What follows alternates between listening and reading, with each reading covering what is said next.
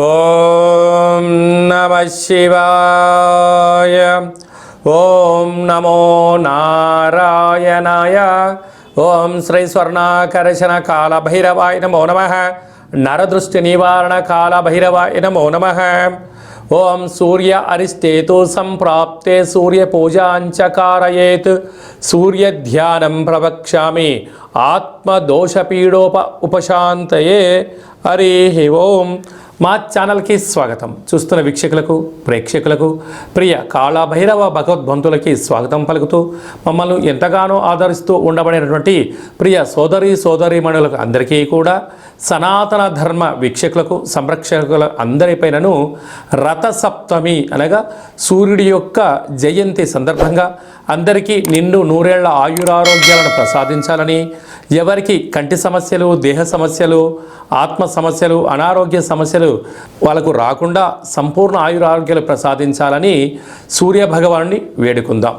16వ తారీఖు 2వ నెల 2024 నుండి 29/2/2024 వరకు పుట్టినటువంటి వారందరికీ కూడా ముందస్తుగా జన్మదిన శుభాకాంక్షలు. గతంలో వివాహం చేసుకున్న వారికి వివాహ వార్షికోత్సవ శుభాకాంక్షలు. ద్వాదశ రాశుల్లో గ్రహ గమనాన్ని ఒకసారి వీక్షింపచేద్దాం. మేషరాశిలో గురు సంచార స్థితి, కన్యరాశిలో కేతు సంచార స్థితి, మకర రాశిలో కుజుడు, బుధుడు మరియు శుక్ర సంచార స్థితి, కుంభరాశిలో రవి మరియు శని సంచార స్థితి, మీనరాశిలో రాహు సంచార స్థితితో ద్వాదశ రాశులలో గ్రహ గమనాలు ఫిబ్రవరి ద్వితీయార్థంలో ఈ విధంగా ఉన్నాయి.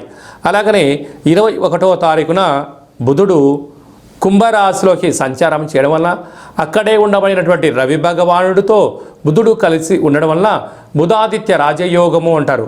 ప్రభుత్వ ఉద్యోగం ప్రయత్నం చేసేటువంటి వారికి ఇది చాలా మంచి కాలము అని చెప్పి గమనించాలి.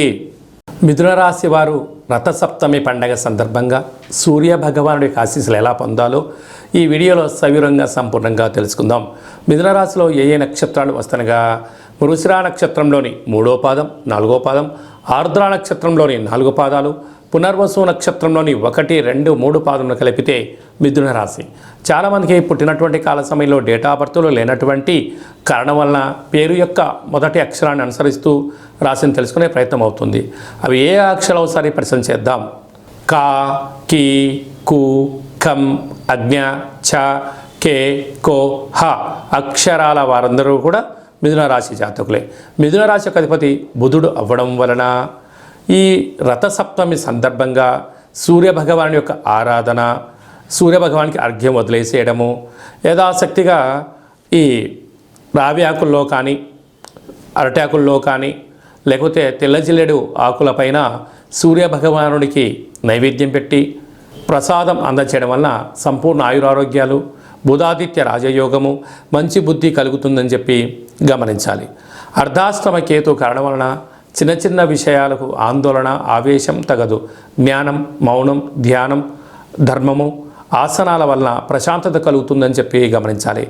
అష్టమంలో కుజుడు, బుధుడు, శుక్ర సంచార స్థితి కారణం వలన, కుజదోష ప్రభావం కారణం వలన మీ యొక్క జన్మ నక్షత్రం రోజున అష్టమి, పూర్ణిమ, బహుళాష్టమి సందర్భంగా దూర వాయు జల ప్రయాణాలు పెట్టుకోకపోవడం, ఆవేశానికి దూరంగా ఉండడం, మౌనంగా ఉండడం వలన అనేక రకాలమైన సమస్యలు వాటంతటికి వాటే తొలగిపోతాయని చెప్పి గమనించాలి. భాగ్యస్థానంలో రవి శని సంచార స్థితి ఏడాది తర్వాత కుంభరాశిలో కలవడం వలన భార్యాభర్తల్లో ఒకరిపైన ప్రేమానురాగాలు అవసరం. ఆరోగ్యకారకుడు రవి, ఆయుకారకుడు శని కావడం వల్ల భార్యాభర్తల మధ్య విభేదాలు రాకుండా చూసుకోండి. చిన్న చిన్న విషయాలను పట్టించుకోవద్దు. ఈ వీలైనంత వరకు ప్రేమ, ఆప్యాయత, నమ్మకం అనేటువంటి జీవితమైన పొందగలిగితే ఈ గడ్డుకాలం నుంచి బయటపడతారు అని చెప్పి గమనించాలి. రాజ్యస్థానంలో రాహు, లాభస్థానంలో గురు సంచార స్థితి కారణం వలన అన్నింటా విజయం మీ సొంతం. స్వయం వృత్తులు, సేవారంగాలు, వ్యాపారాలు, గృహ భవన నిర్మాణ కార్యక్రమాలు, వ్యవసాయ సోదరిమణులు, హోటల్ వ్యాపారస్తులు, చిన్నపాటి కుటీర పరిశ్రమలు చేసేటువంటి వారందరికీ చాలా మంచి కాలము అని చెప్పి గమనించాలి. ఫిబ్రవరి మాసంలో 16వ తారీఖు నుండి 29వ తారీఖు వరకు ముఖ్యమైనటువంటి పండగల గురించి క్లుప్తంగా సవివరంగా సంపూర్ణంగా తెలుసుకుందాం. 16వ తారీఖున మాఘమాస శుద్ధ సప్తమి, రథసప్తమి. కనుక సూర్య భగవానుడి యొక్క ఆరాధన, సూర్యారాధన చేయడం, సూర్య భగవానుడికి అర్ఘ్యం వదిలిపెట్టడము, మనము స్వామివారికి ఆసనాలు, ముద్రలు వేయడం వలన సంపూర్ణ ఆయురారోగ్యాలు మనకు ప్రసాదించడం జరుగుతుంది. అంటే కేవలం ఈ రథసప్తమి రోజే కాకుండా ప్రతిరోజు సూర్య నమస్కారం చేసుకోవడం, ప్రతిరోజు ముద్రలు వేయడం, ఆసనాలు వేయడం వల్ల సంపూర్ణ ఆయురారోగ్యాలు ఉంటాయని చెప్పి గమనించాలి. 17వ తారీఖున మాఘమాస శుద్ధ అష్టమి శనివారం కృత్తికా రోహిణి నక్షత్ర సందర్భంగా అసితాంగ కాళభైరవ స్వామిని పూజించాలి. 24వ తారీఖున మాఘ పూర్ణిమ. మాసానా మాఘమాసం అంటారు. మాఘమాసంలో పూర్ణిమకు చాలా ప్రత్యేకత ఉంటుంది. నదీ స్నానము, సముద్ర స్నానము, దానము యోగదాయకము. అలాగనే మనకు 27వ తారీఖున మాఘమాస బహుళ అష్టమి మంగళవారం.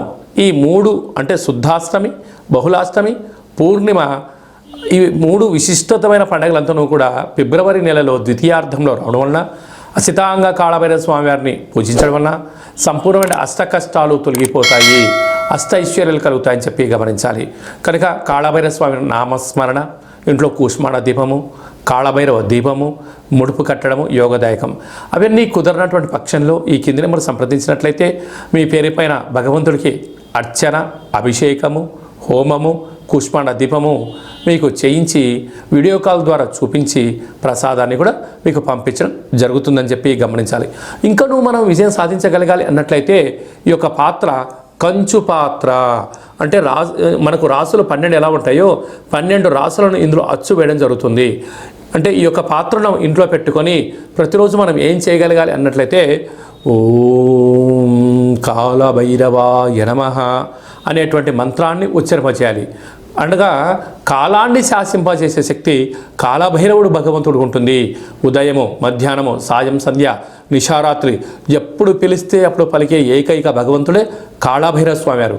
కాళభైరవ స్వామివారిని పూజించడం, స్మరించడం వల్ల సకల భూత, ప్రేత, పిశాచ, సకల దుష్టగ్రహాలు, నరదృష్టి గ్రహాలు, సంపూర్ణమైనటువంటి అష్ట కష్టాలన్నీ తొలగిపోయి అష్టైశ్వర్యానికి స్వాగతం పలకడము, సకల ప్రయోగాలు, దుష్ట ప్రయోగాలు కూడా తొలగిపోతాయని చెప్పి గమనించాలి.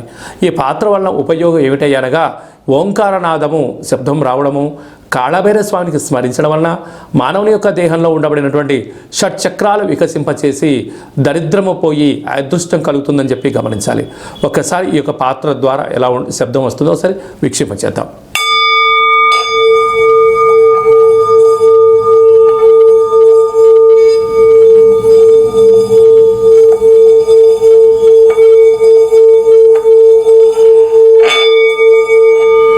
ఇలాగా ఓంకార శబ్దాన్ని మనం చూసాం.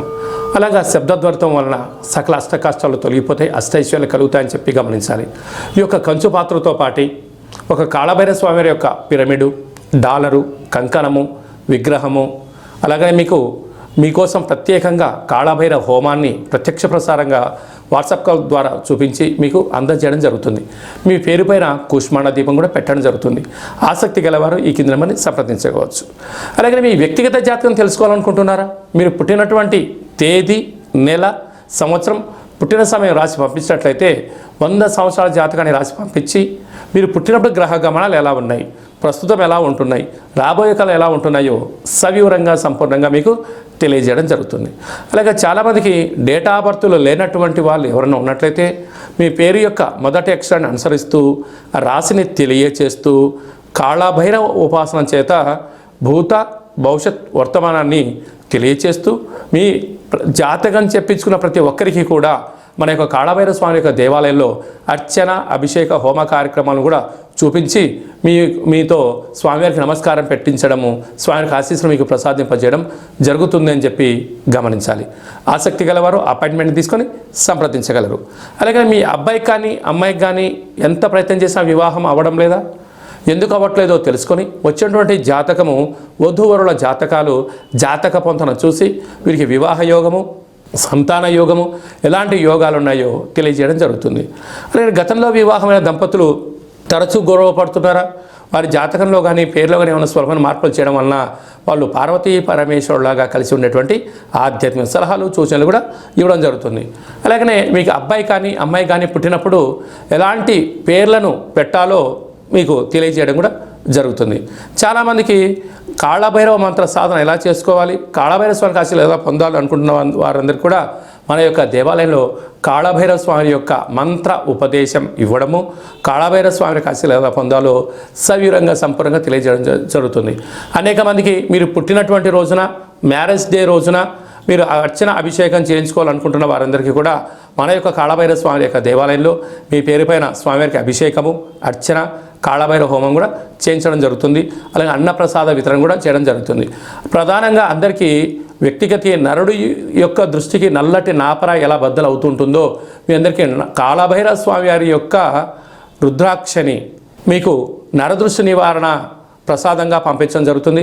కనుక ఆసక్తి గలవారు ఈ కిందమును సంప్రదించి నరదృష్టి రుద్రాక్షను సంపాదించి ఆ యొక్క దుష్టగ్రహాన్ని దూరం చేసుకొని అదృష్ట లక్ష్మికి స్వాగతం పలకగలరు.